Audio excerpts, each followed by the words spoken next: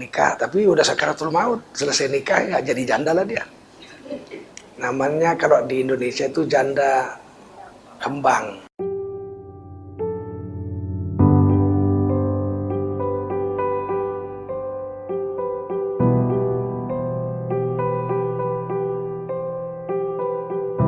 An Mu'adz bin Jabal radhiyallahu anhu. Mu'adz bin Jabal radhiyallahu anhu ini orang Yaman. Bukan orang Quraisy, Mekah bukan. Beliau orang Yaman. Kalau di Indonesia, Yaman ini dikenal Hadramaut. Ya. Beliau salah satu tokoh yang alim pada masa baginda Rasulullah SAW. Beliau dikirim ke Yaman untuk jadi duta besar pertama baginda Rasulullah SAW untuk mengajari orang Yaman agama. Tidak menikah, bujangan, sudah dikirim jadi duta besar mengajar agama di Yaman. Ketika beliau sakit kolera, beliau menangis minta dikawinkan. Padahal udah sakaratul maut. Kata beliau, saya baca di dalam kitab Ihya Ulumuddin Imam Ghazali, saya nggak mau mati menghadap Allah dalam keadaan bujangan, nggak punya istri. Nggak mau saya. Jadi saya mau mati dalam keadaan punya istri. Ada perempuan yang mau dinikahkan. Nikah, tapi udah sakaratul maut, selesai nikah ya jadi janda lah dia. Namanya kalau di Indonesia itu janda kembang. Janda kembang tuh janda tapi perawan. Ada aja istilahnya ya kalau. Ada janda balu. Janda balu itu janda nggak mau kawin lagi sampai mati karena suami yang pertama wafat. Itu janda balu.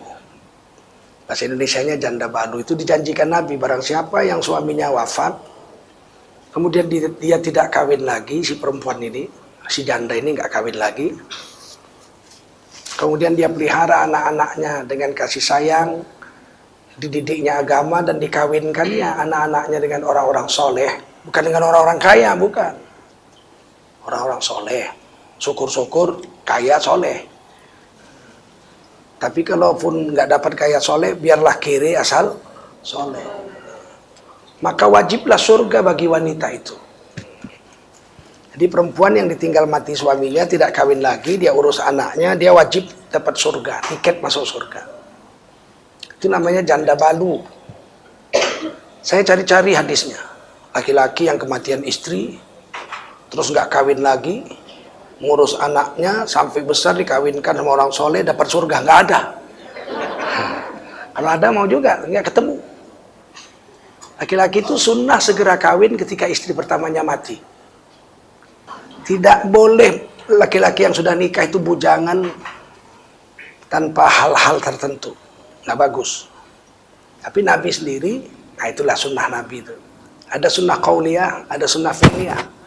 Sunnah qauliyahnya itu laki-laki itu sebaiknya kalau mati istrinya langsung kawin lagi segera. Makin segera makin bagus. Tapi Nabi sendiri tidak begitu. Nabi sendiri ketika Ibunda Khadijah wafat, Nabi itu duda setahun. Setahun Nabi nggak punya istri. Karena nggak bisa lupa dengan Siti Khadijah itu. Teringat aja, saking baiknya lah mungkin ya. Sebab Siti Khadijah itu cantik jelita. Janda 2 kali. Jadi Nabi itu suami ketiga. Nabi Muhammad itu suami Siti Khadijah yang ketiga. Kemudian beliau menghabiskan hartanya untuk agama. Hebat-hebatan. Sampai orang paling kaya di Mekah, wanita terkaya itu Siti Khadijah. 25 tahun kemudian beliau wafat umur 65 sebagai satu-satunya istri. Bajunya compang-camping, tampal-tampal gitu. Aduh, kurus lagi badannya. Nggak bisa lupa Nabi, setahun. Allah hibur Nabi pergi ke langit, lihat surga, lihat rof-rof, lihat mustawa, naik buruk. singgah di Palestina, singgah di Mesir, singgah di Bethlehem, naik ke langit, dapat perintah sholat. Salah satu Isra dan Mi'raj itu dapat perintah sholat. Tapi sebetulnya Isra dan Mi'raj bukan untuk menjemput perintah sholat, bukan. Isra dan Mi'raj itu Allah memperjalankan Nabi begitu jauhnya, dari alam nyata ke alam gaib.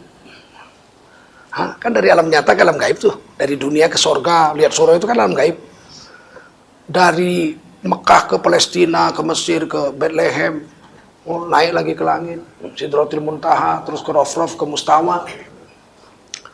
Kata Allah bukan untuk jemput sholat, tapi untuk melihat-lihat. Untuk ngapain?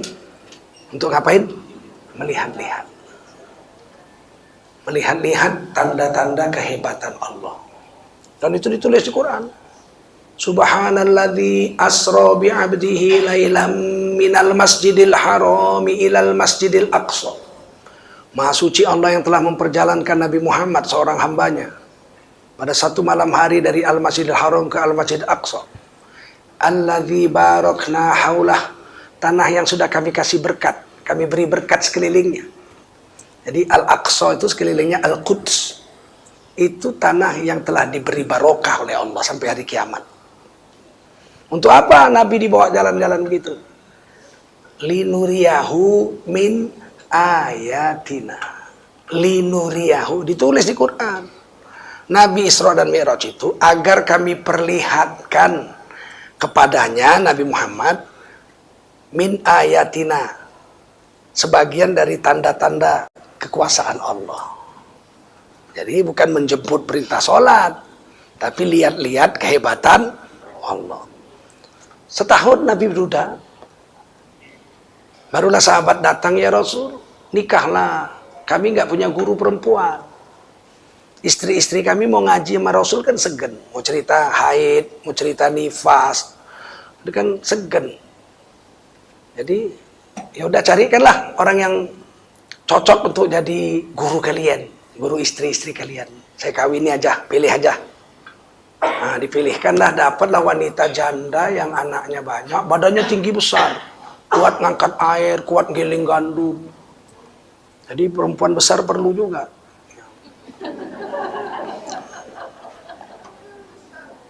Dinikahilah oleh Nabi, dilamar oleh sahabat namanya Saudah binti Zam'ah. Nabi waktu itu umur 51. Jadi Nabi kan nikah umur 25. Khadijah umur 40. Radhiyallahu anha.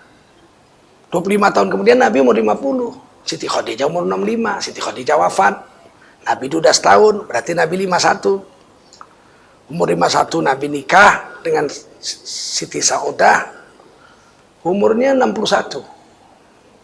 Siti Saudah umurnya 61. Jadi Nabi nikah dengan Siti Saudah umurnya 61. Perempuan besar bagus, bisa kerja keras, tapi jangan gemuk kali. Kalau perempuan gemuk sekali nanti kamu sakit, diseret. Diseret sama suaminya. Kok diseret di lantai? Nggak kuat gendong. Jadi jangan terlalu gemuk. Kita lanjutkan hadis ini. Mu'adz bin Jabal radhiyallahu anhu ini ketika mau wafat dia minta dikawinkan. Aku malu mati menghadap Allah dalam keadaan bujangan. Minta nikahkan. Banyak sahabat Nabi tidak kawin. Uqbah bin Amir tidak kawin, ya. Banyak sahabat Nabi yang tidak kawin. Tapi lebih banyak yang kawin. Anin Nabi SAW, dari Mu'adz bin Jabal radhiyallahu anhu, dari Nabi SAW, qala, berkata dia, baginda Rasul yang berkata, yang bersabda, ya Mu'adz, wahai Mu'adz, atadri ma haqqullahi 'alal ibad? Apakah kamu tahu haknya Allah terhadap hambanya? Allah punya hak yang harus kita tunaikan.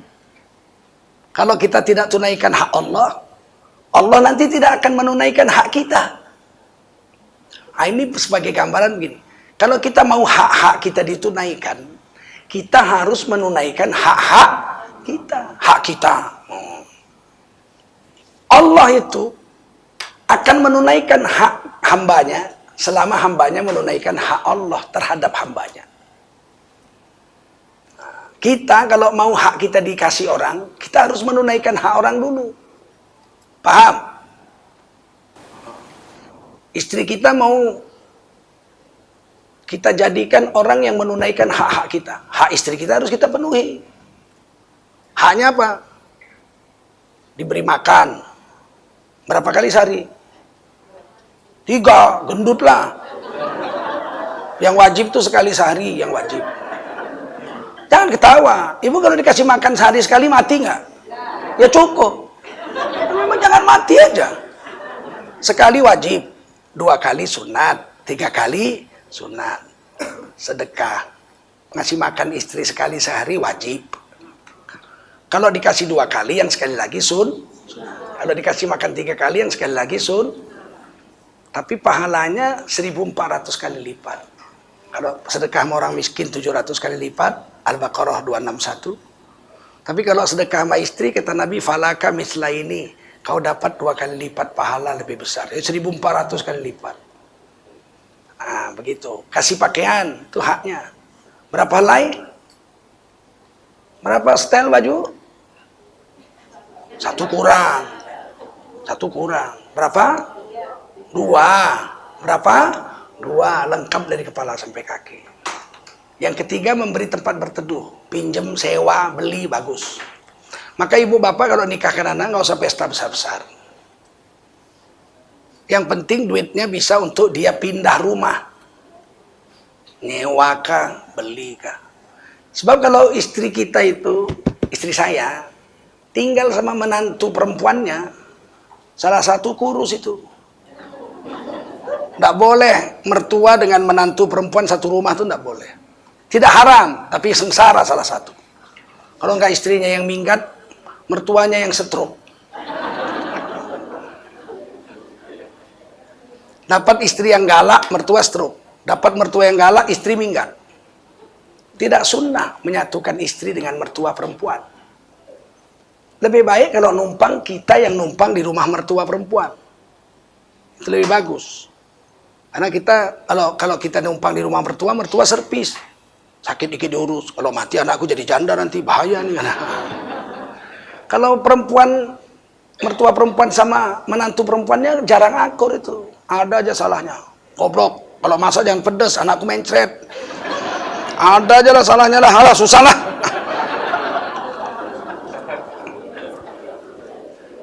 Jadi diceritakan, kalau kita tunaikan hak istri kita dengan sempurna, dia akan menunaikan hak kita juga.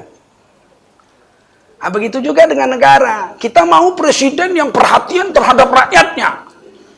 Itu hak kita untuk mendapatkan perhatian dari presiden secara baik, secara adil. Ya, tugas kita pilih presiden yang mampu melaksanakan itu. Kalau kita asal pilih, baru 2 kali masuk got kita pilih. Ya bagaimana dia mau menunaikan hak kita, dia nggak ngerti. Paham? Atadri ma haqqullahi 'alal ibad? Tahukah kamu hak Allah terhadap hambanya? Wa ma haqqul ibadi 'ala Allah? Dan tahukah kamu apa hak hamba terhadap Allah? Qala, menjawab Mu'adz bin Jabal radhiyallahu anhu, Allah wa rasuluhu a'lam. Ini jawaban sahabat itulah, nggak tahan kita ya. Kalau ditanya Nabi nggak berani jawab, walaupun tahu nggak berani jawab. Allah dan Rasul yang lebih tahu jawabannya, Rasul. Begitu tawaduk punya sahabat dengan Nabi. Satu hari Nabi naik onta dengan sahabat. Sahabat naik onta, Nabi naik onta. Nabi tanya sama sahabat itu, Polan, kaki onta berapa? Kaki onta berapa?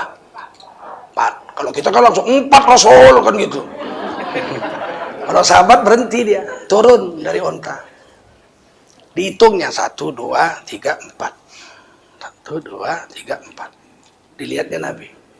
Berapa kata Nabi? 1, 2, 3, 4. Dilihatnya Nabi. Berapa kata Nabi? Dipegangnya 1, 2, 3, 4. Ah, berapa kata Nabi? Allah dan Rasulnya yang tahu. Katanya. Aduh. Udah dipegangnya, kata 2, 3, 4. Kata Nabi 4. Alhamdulillah. 4 ya Rasul. Karena kalau dibilangnya 4, Rasulullah bilang 8, jadi 8 tuh kaki. Paham? Ah, begitu mereka terhadap Rasul. Kalau kita bilang sekarang bodoh itu kan. Bodoh kali pun kau. Kaki 4 tuh, kaki unta itu 4 tahu. Dia pun tahu juga. Cuman kalau yang nanya Nabi bingung jawabnya. Nanti dibilang 4 jadi 8 gimana? Sampai sebegitu. Ini Mu'adz bin Jabal bukan orang bodoh. Beliau ini duta besar pertama Nabi kirim ke Yaman. Pinter nggak? Pinter nggak? Nah, ditanya Nabi apa hak Allah terhadap hamba, apa hak hamba pada Allah? Bisa dia jawab, mesti bisa. Cuma dia bilang apa? Allah wa rasuluhu a'lamu. Untuk urusan itu Allah dan Rasul lebih tahu. Berarti saya tahu.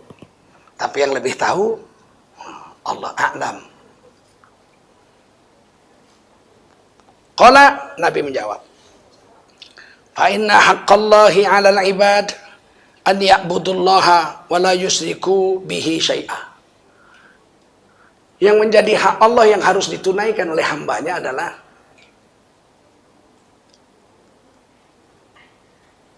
hamba-hambanya itu menyembah Allah, ya'budunallah wa la yusyriku bihi syai'a, dan tidak mensyarikatkan Allah dengan yang lain. Itu hak Allah.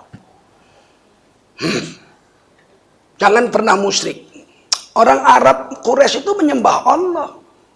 Kalau ditanya, man khalaqas samawati wal ard, surah Yunus ayat 31. Siapa menciptakan langit dan bumi?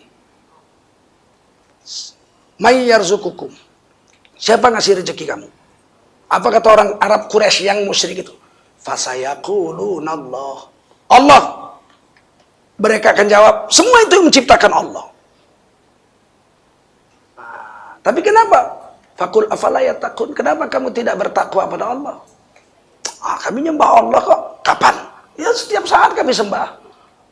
Terus ngapain patung-patung 360 itu?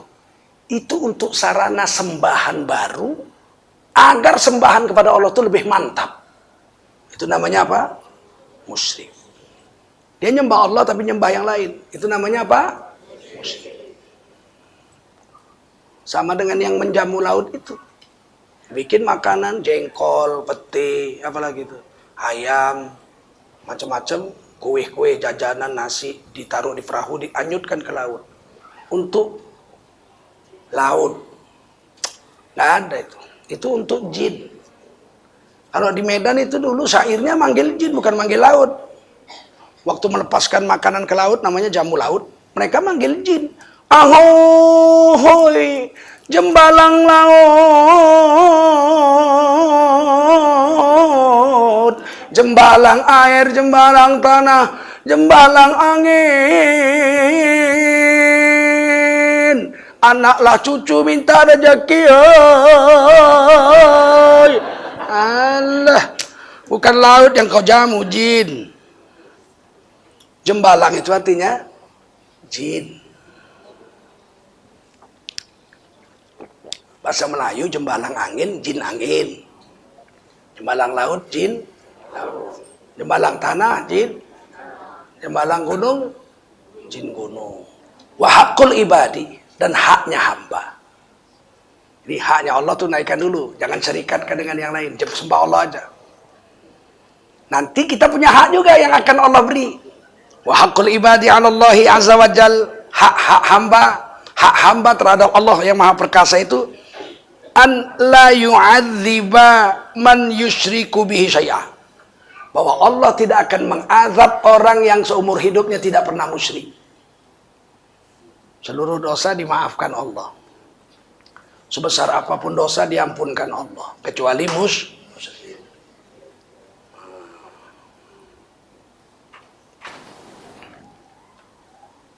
Innallaha la yaghfiru dzunuba an yushraka bihi.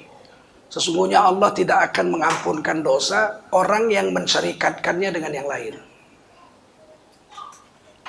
Tapi Allah mengampunkan selain itu, wa yaghfiru dzuna dzalik. Jadi dosa selain itu Allah ampun. Walaupun kadang-kadang harus dibakar dulu di neraka, atau Allah ampunkan tanpa dibakar, itu hak Allah lah. Hadis ini menunjukkan pada kita, Allah aja punya sifat syakur. Kita menjaga hubungan dengan Allah tidak musyrik, Allah menjaga kita tidak masuk neraka jahanam. Paham? Kita beramal soleh 1, Allah bayar 10 pahala. Kita beramal soleh dengan harta 1, Allah bayar 700. Kalau beramal soleh dengan harta kasih makan istri atau anak, Allah bayar 1.400. Ini yang disebut sifat syakur. Apa namanya? Syakur.